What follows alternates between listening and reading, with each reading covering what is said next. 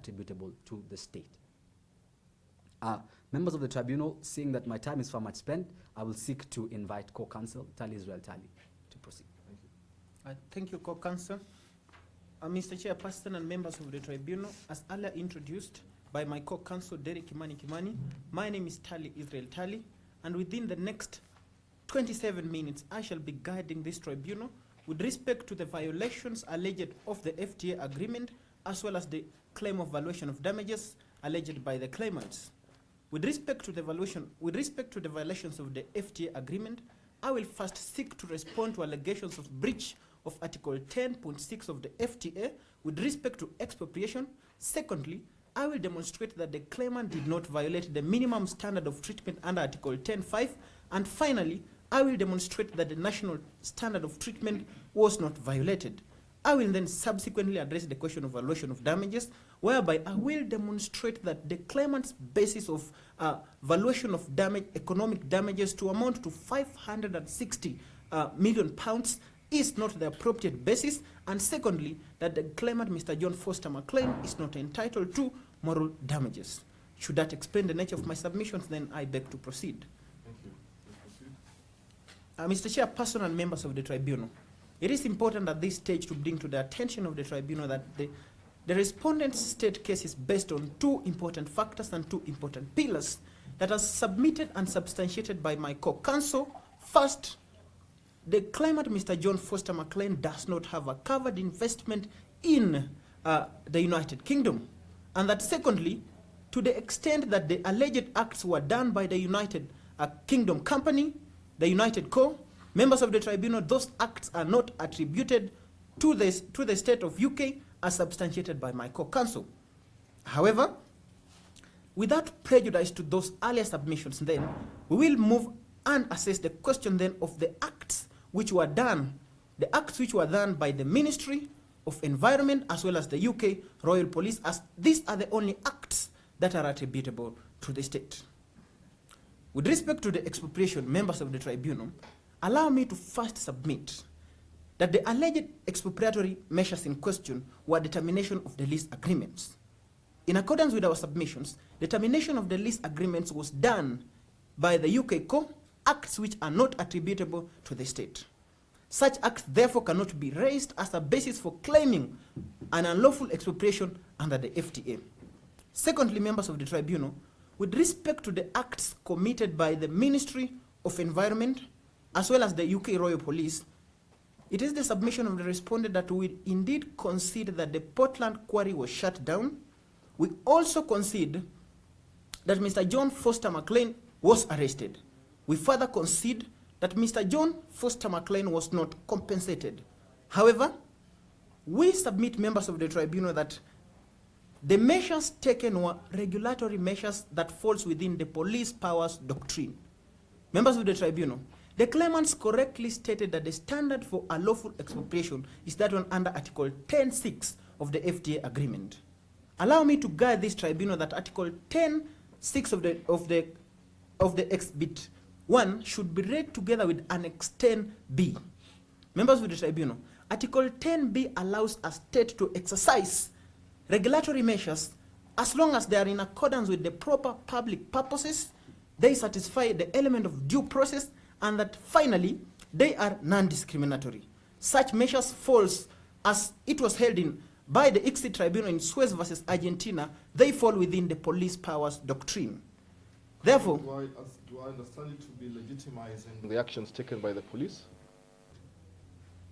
To the extent, Mr. Chairperson, that the acts taken by the police are alleged to substantiate an alleged expropriation, then we submit that the police acted in accordance with the regulatory measures of the state, which falls within the police powers doctrine. Yes, so I repeat my question. Are you legitimizing the actions taken by the police? Yes, I am seeking to justify the actions taken by the police. How do you rationalize that with the decisions of the court? Thank you, thank you, Mr. Chairperson. And it should also be understood to the tribunal that the Court of Appeal made a ruling that favored Mr. John Foster McLean. However, the claimant has mischaracterized the effect of the ruling of the Court of Appeal. The effect of the Court of Appeal, Mr. Chairperson, does not show that there were no breaches. The effect of the Court of Appeal ruling does not state that breaches were not committed. The effect of the Court of Appeal ruling does not show that the state was not exercising proper regulatory measures. However, the effect of the Court of Appeal are only to the extent of the regulatory breaches in connection to Mr. John Foster McLean. And therefore then, the question that arises, members of the tribunal, is, was the state exercising proper regulatory measures within the police powers doctrine? A three-tier criteria test has been set out in the celebrated case of Methanex versus United States, particularly at paragraph 7, that members of the tribunal, first, the measures taken must be for a proper public purpose. That secondly, the measure has to be non-discriminatory, and finally, that in taking the measures, due process has to be followed. When those three criteria has been met, members of the tribunal, then such measures will be considered to be non-expropriatory, and as such, there will not arise any obligation for compensation. Are you saying we should disregard the Court of Appeal decision in respect of the Royal Police actions? Thank you for your question. It is the submission of the respondent that the Court of Appeal ruling should be characterized properly. That the effect of the Court of Appeal ruling was not to the extent that there were no regulatory breaches. It could be that there were regulatory breaches, but however, according to the Court of Appeal, they were not attributable to Mr. John Foster McLean. Therefore, when the state was taking the actions it took, it was taking the actions in exercise of its regulatory powers. Therefore, we should not disregard, however, we should characterize the effect of the ruling of the Court of Appeal properly for the purposes of the present dispute. Members of the tribunal, I submit before this tribunal that the measures were taken for a bona fide, proper public purpose. This invites this tribunal to interrogate why were the measures taken. It is clear from the statement of claim, from the request for arbitration, as well as the statement of defense, members of the tribunal, that Mr. John Foster McLean was operating outside the Portland Quarry in violation of UK's environmental regulations. He was also operating without the proper permits. It is therefore clear that the actions were taken to bring the actions of the claimant in accordance with enforcement of the rule of law. The question that then arises is enforcement of the rule of law as a reason for taking regulatory measures a proper public purpose? That then invites us to interrogate what is a proper public purpose. Members of the tribunal, in the case of ADC versus Hungary, a proper public purpose was defined to include legitimate actions taken that have a benefit to the general welfare of the public, as opposed to a private individual benefit. Further, in ADC versus Hungary, the tribunal agreed with the respondent state, and indeed was quick to note that where the Hungarian government was taking measures to ensure that the actions of investors complied and harmonized Hungarian laws to the European law directives that Hungary had just acceded to, then such a measure could fall under a proper public purpose. Therefore, in that case, ADC versus Hungary, the arbitral tribunal agreed that enforcement of the rule of law can be a proper public purpose.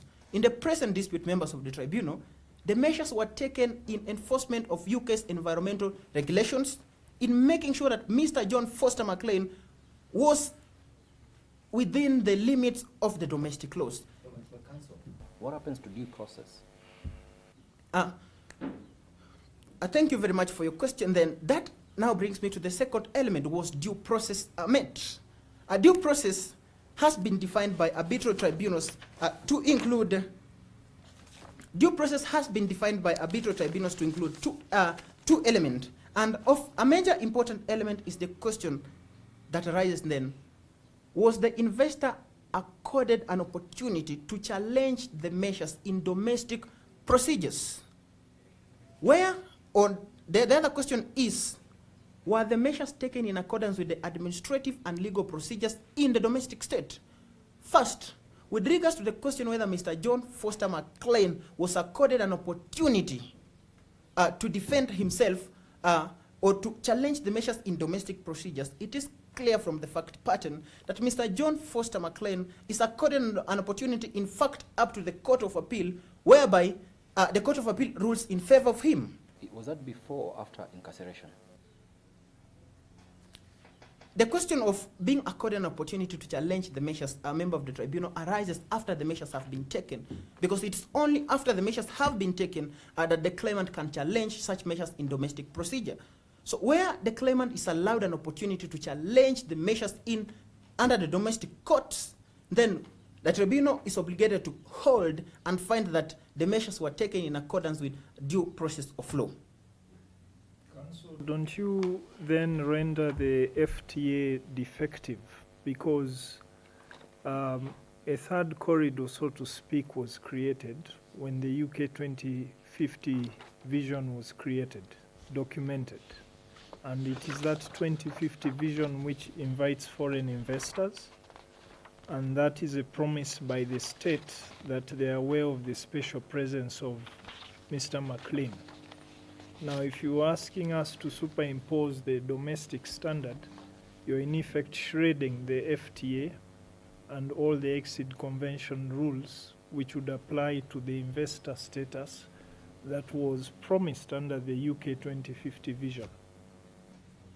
Thank you for your question, and it is the submission of the claimant that first, with respect to the domestic procedures, with respect to being accorded an opportunity to access domestic courts, we are not shredding the FTA in favor of domestic laws.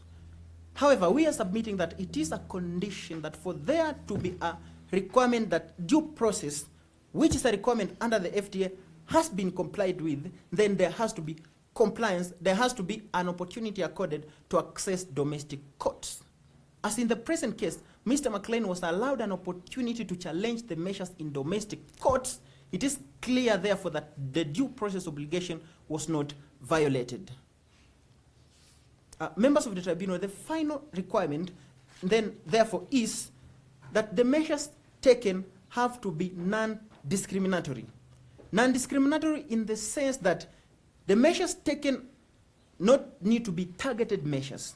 It has been held in Metaclad versus Mexico that where measures are of general application, then such measures will not be considered to be non-discriminatory. In the present case, Mr. McLean was subjected to such measures because he was breaching the UK environmental obligations. That therefore brings to this tribunal to the understanding that the measures were of general application, that any other investor, even if it was not Mr. McLean, who was violating UK's environmental regulations, could have such measures undertaken to them. Having therefore substantiated, members of the tribunal, that the measures taken by the UK Ministry of Environment and Royal Police were in exercise of their legitimate regulatory police powers, then it is clear that the measures were non-expropriatory measures, and we invite this tribunal to hold that there was no expropriation at all and that there was no violation of the expropriation standard. Counsel, before you proceed, should we ignore The sequence of actions, the summary termination of the lease by UK company, the summary imprisonment of McLean, the taking away of his assets and auctioning them, should we ignore all that thread of actions as not being expropriation? Thank you very much. And as earlier submitted by my co-counsel, and as I am substantiating, the acts here were not sequential acts, however, they were isolated acts. Isolated in the sense that determination of the lease agreement was done by the UK court, whose acts are not totally attributable to the state. However, all those actions? Were targeted at either Mr. McLean or his companies. Thank you very much. And for this tribunal to hold a violation of the expropriation standard, a member of the tribunal, there has to be measures that are directly attributable to the state. The state cannot be responsible for measures which were taken by UK court, determination of the lease agreement, measures which are not attributable to the state.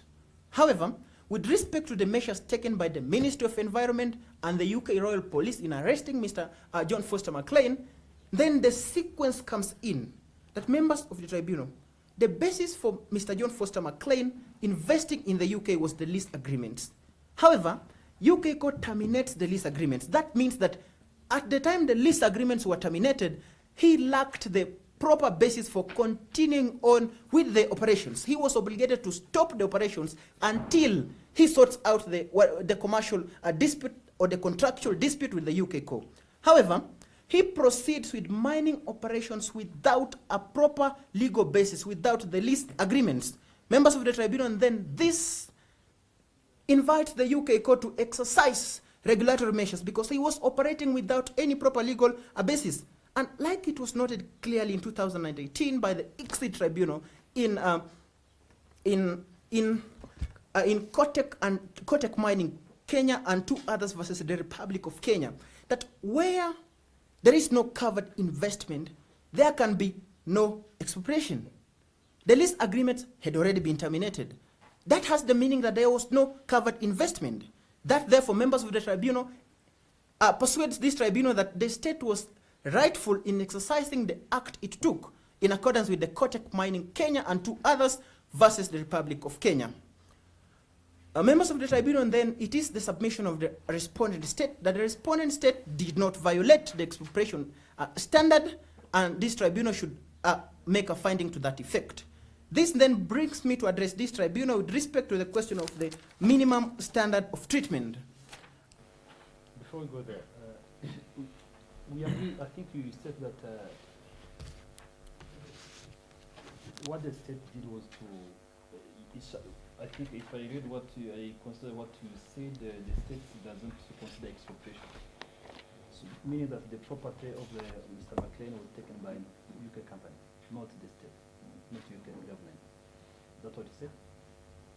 We agree that Mr. McLean's property was auctioned by the state. Why? It was auctioned because Mr. McLean was operating in violation of UK's domestic law. Now, if he, of course, the issue was about to regulate, he didn't follow the regulations of the country.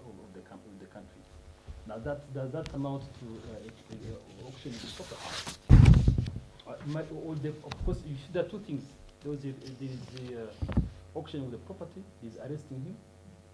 Now, two things. If the police arrested him because he was working beyond because he was violating the lease agreement regarding the UK company, should they go ahead and auction the property?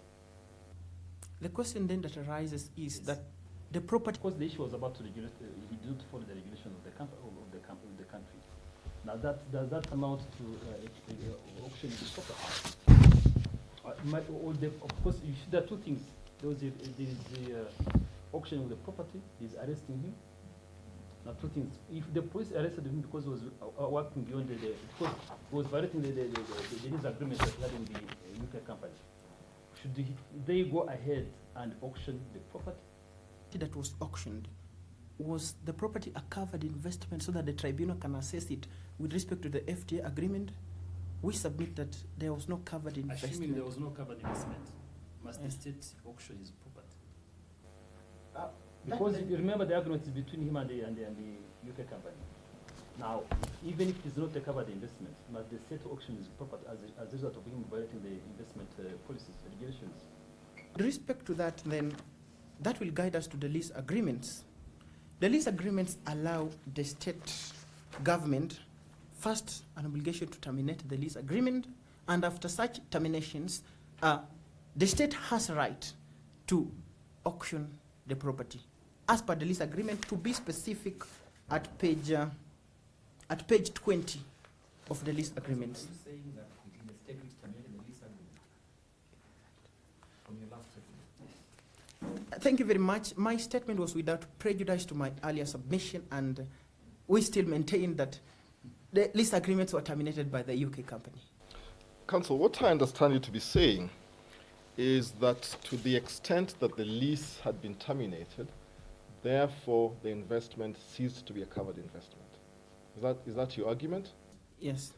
the property that was auctioned, what was it the product of?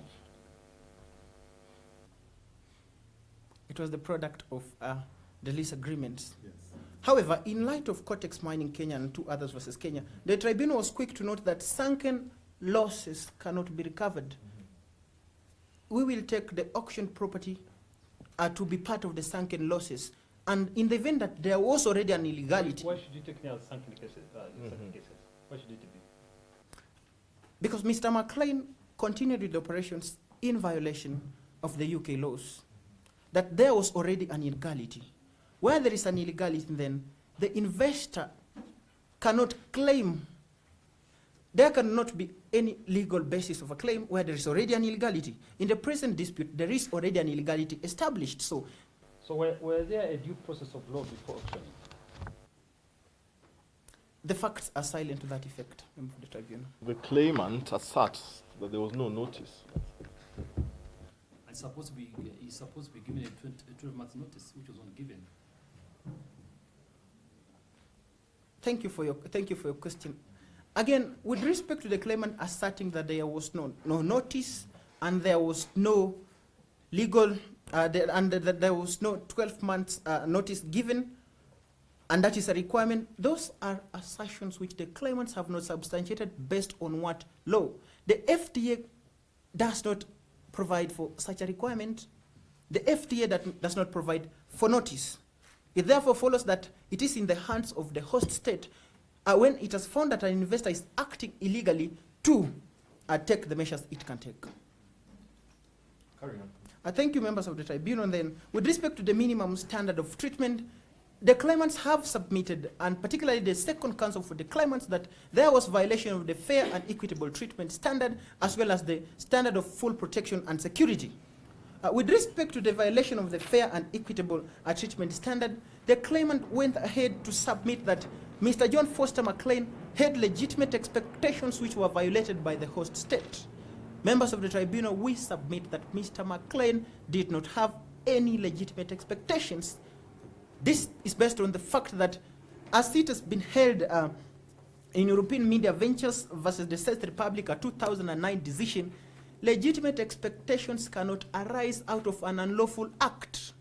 Like we have already substantiated, the acts taken by Mr. John Foster McLean were unlawful acts, and therefore there was no basis for any legitimate expectations.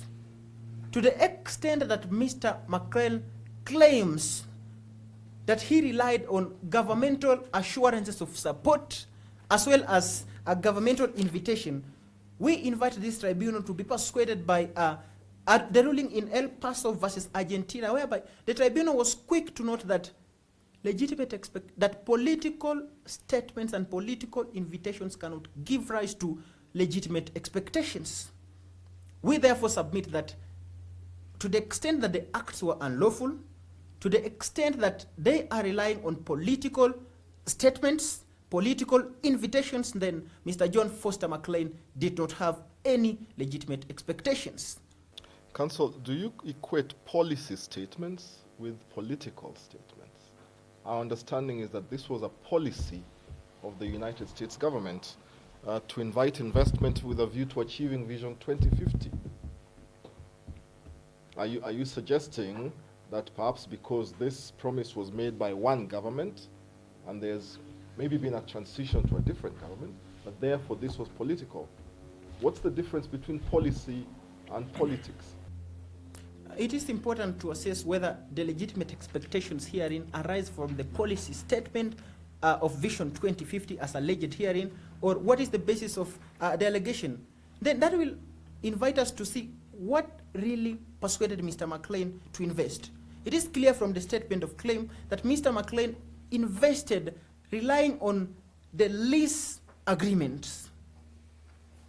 The lease agreements were the major and primary basis of him investing. That one, therefore, demonstrates that to the extent that the lease agreements had been terminated already, to the extent that, therefore, the actions being taken were therefore unlawful, there was no legitimate expectations. The policy statement Vision 2050, therefore, we persuade this tribunal should not be in question in the present matter. Lease agreements are legal instruments. they not? They are legal instruments. Well, my understanding of the authority to which you refer is that it was premised on political statements. I'm still investigating that submission. The political statements we are referring to are the governmental invitations and the governmental assurances of support. To that extent, we submit that governmental assurances of support and governmental invitations are mere political statements. Is that how we should categorize all governmental action? As political? Not really, Honorable Mr. Chairperson. However, in the present case, we invite this tribunal to be persuaded by that decision that I have cited. Carry on. Thank you, Member of Tribunal. And then I will quickly then move to address the question of whether there was violation of the national treatment of standard.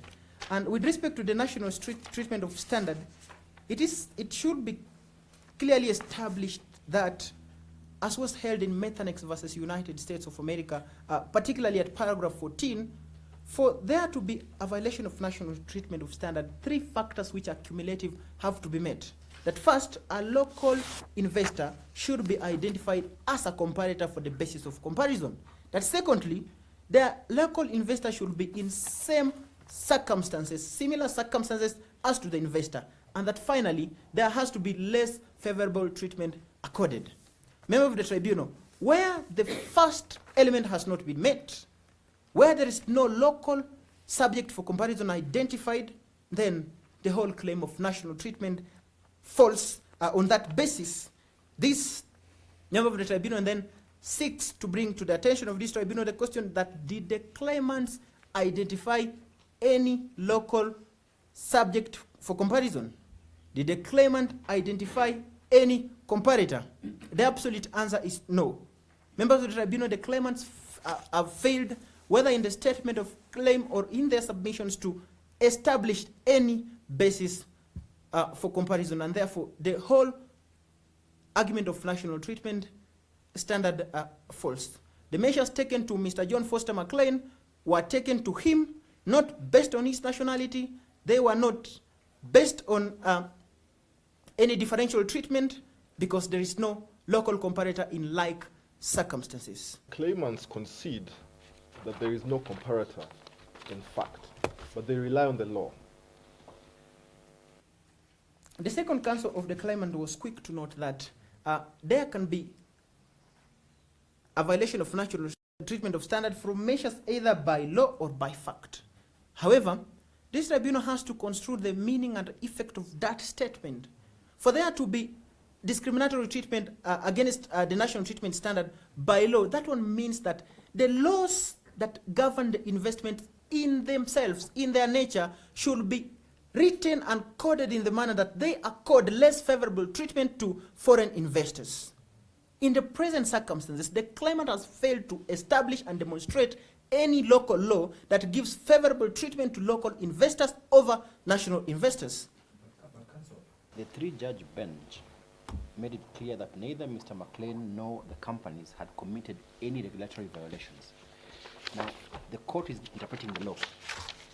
So their point is on this question, we don't have a comparator, but as regards the application of the law, a 3-judge bench has found the UK government to have been wrong. What is your response to that? Allow me to begin by saying that, in fact, to the effect that the claimants concede that there is no local comparator, the whole submission of national treatment fails as the elements are cumulative. Now, with respect to your question, that the 3-judge bench, which was interpreting the law, found that Mr. McLean was not responsible for any of the regulatory breaches alleged, we submit that the effect of the ruling, once again, should be properly characterized. The ruling should be taken, the government should be held liable for violation of other standards which, to the best knowledge of the respondents, are not protected by the FTA. I think if you follow the claimant's position that the issue to do with somebody, any local company to compare with, for them it's not an issue. The issue is about the treatment that was given. He was arrested, his property was auctioned, and that was not accorded to other local companies. And thirdly, the courts went ahead to declare that that treatment was not necessary. It was illegal. Now, if the treatment was illegal according to the court, and if there's no any other company, a local company that was treated that way, according to the claimant, that was an issue to do national treatment. In other words, it was not treated the way it's supposed to treat the local companies. Because this being a foreign investor from Canada, was given that treatment that was given to locals, based on the fact that the courts went ahead and declared that the acts of the police to be illegal and the Ministry of Environment. So I think that was the basis of submission on the issue to do with somebody to compare with, local company to compare with. And we agree with respect to that submission.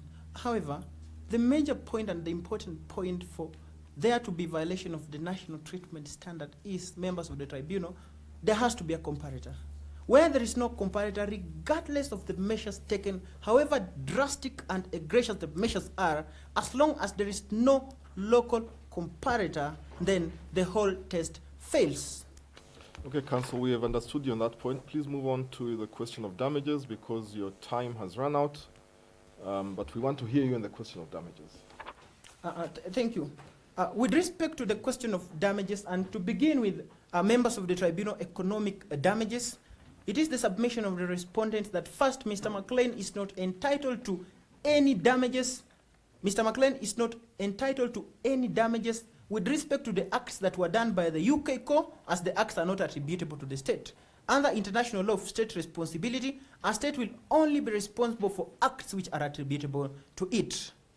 With respect of the acts done by the UK Ministry of Environment in shutting down the quarry and the UK Royal Police, we submit that the acts fall within the regulatory measures of the state, the police powers doctrine, and therefore the state, the police powers doctrine, and therefore, according to Methanex versus United States of America, where a state is exercising the police powers doctrine, there is no obligation of compensation that arises.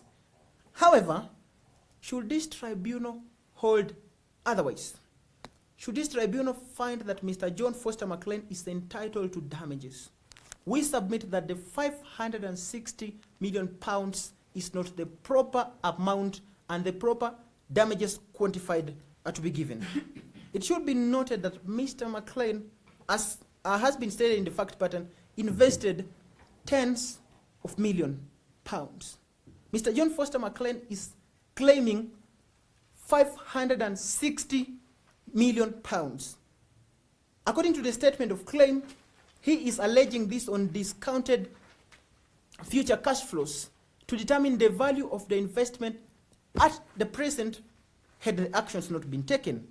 Then therefore the question that arises is, what is the formula of quantifying damages? Members of the tribunal, there are two formulas to quantify damages, and the first formula is that one under the Chozu factory case that calls for full reparation, and the second formula is the HAL formula that is found in lawful expropriation BITs. The Chozu factory formula case only applies whereby the actions taken by the government were unlawful acts. And to that extent then, the state is supposed to pay full reparation, including the value of the investment that would have been had the actions not been taken. However, the HAL formula applies whereby the actions by the government are lawful measures. And therefore, the value of the investment at the time the measures are taken should be the value to be compensated. In the present case, like the claimants have, like the respondents have substantiated, members of the tribunal, the actions taken were lawful actions, they were regulatory measures of the state, the police powers, and therefore the formula to be applied should be the HAL formula under lawful expropriations in BITs. Therefore, the 560 million pounds is not the proper damages to be assessed. However, this tribunal should look at what was the value of the investment at the time the investment was, the measures were taken. With respect, therefore, then to the question of moral damages, the respondents agrees with the claimant with respect to the standard of assessing whether the claimant is entitled to moral damages. And members of the tribunal, in Joseph Limer versus Ukraine, a decision of 2011, the tribunal noted a 3-tier criteria. A criteria that is mutually inclusive, a criteria that is cumulative. And while establishing the test, in fact, it quoted the decision, the exit decision in the desert line versus the desert line case, and it stated that usually moral damages are not to be awarded unless in exceptional circumstances. So what are these exceptional circumstances? That there has to be an unlawful act such as an arrest as alleged or an unlawful detention, that this act has to cause physical duress, it has to cause loss of reputation, and that finally this act has to be grave and substantial. Members of the tribunal, the question then arises, yes, we considered Mr. McLean was arrested. Mr. McLean was detained. But were the acts grave and substantial? Does every arrest, does every detention lead to a claim for moral damages? We submitted that the claimants have not been able to establish any grave and substantial effect caused to Mr. John Foster McLean, and therefore the whole claim fails for not meeting the criteria set under the test as established by the claimants themselves. To that extent, we therefore submit that Mr. John Foster McLean is not entitled to any claim of moral damages. The claimants say that he is a reputable businessman, well known in his community, and therefore has suffered reputational damage. What is your answer? Members of the tribunal, the claimants have not established any positive evidence to demonstrate that Mr. John Foster McLean lost his reputation. The onus is then upon the claimants to demonstrate that he suffered loss of reputation. It is the position of the respondent that Mr. McLean does not lose any reputation, and therefore he is not entitled to the claim for moral damages. Counsel. So on the issue of damages, we say that we rely on the police power doctrine, meaning that the police acted in a way supposed to, it should have acted. Now my concern is, if you go by the court ruling, which declared that there was no violation of the regulatory requirements of UK, how do you still based on the issue of the police power doctrine? Because what the police did was overturned by the court, meaning that the police violated the rights of the investor, Mr. McLean. So does that mean that he's not entitled to damages? Thank you very much for your question, and allow me first to clarify to the tribunal how the police powers doctrine applies. The police power doctrine does not apply with respect to the police, the royal police, justifying the actions of the royal police. The police power doctrine applies as established in Methanex versus United States, where the state is exercising regulatory measures. Whether the acts were done by the police or the ministry is inconsequential. The question is, was the state exercising regulatory measures? And did the measures meet the three-tier criteria as I have substantiated? Where the three-tier criteria has been met and the measures are regulatory, then the tribunal will be obligated to hold that there was exercise of valid police powers doctrine.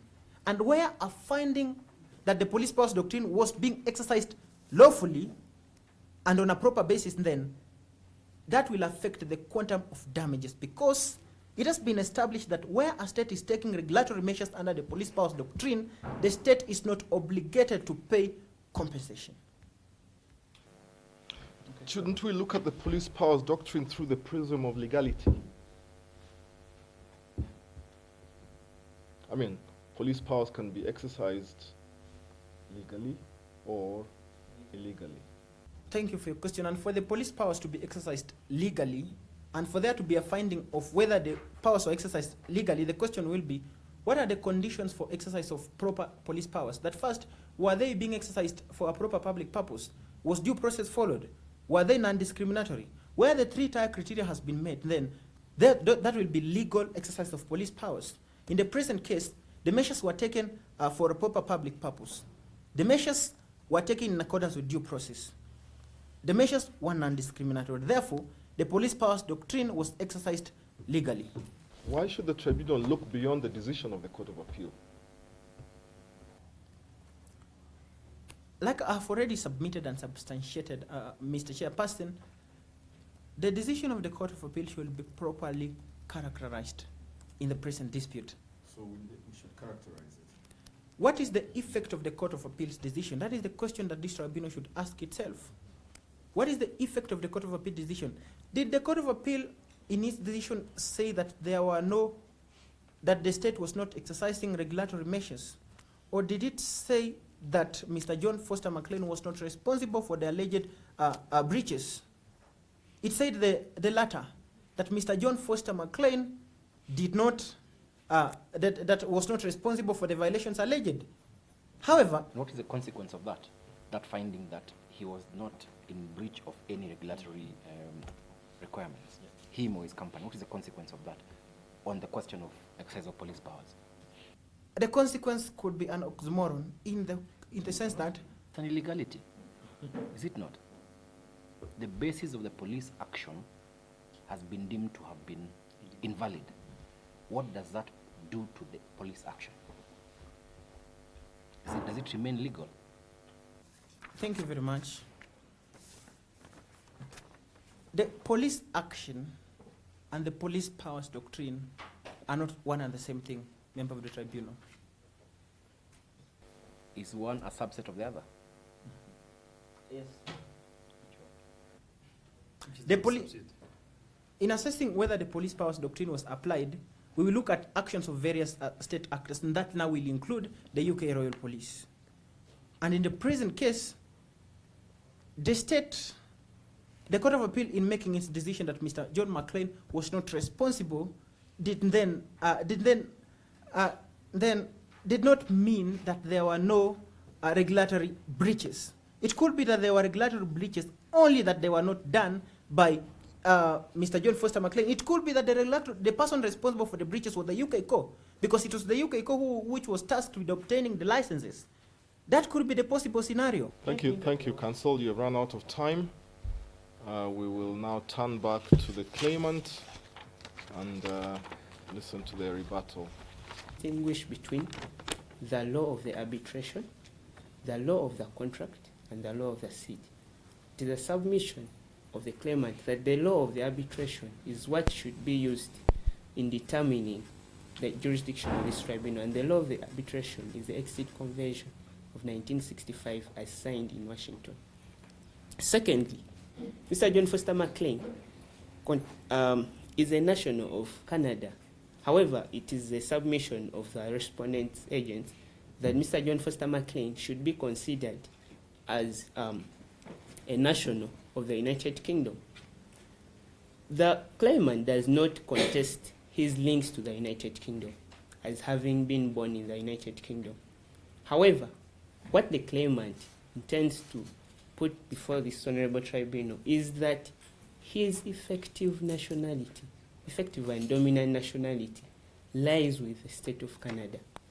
And the agents of the respondents attempted to use the Interborn case, which was the ICJ case number 1 of 1955. However, the agents of the respondents did not fully satisfy the criteria as set in the Notabone case. Now, 5 major factors were set in the Notabone case in determining effective nationality. The first was the social factor of attachment. The second was the genuine connection of existence. The third were interests and sentiments. The fourth was habitual residence. And lastly, the existence of reciprocal rights and duties between a person and the state. Now, it is the submission of the claimant, as shown earlier on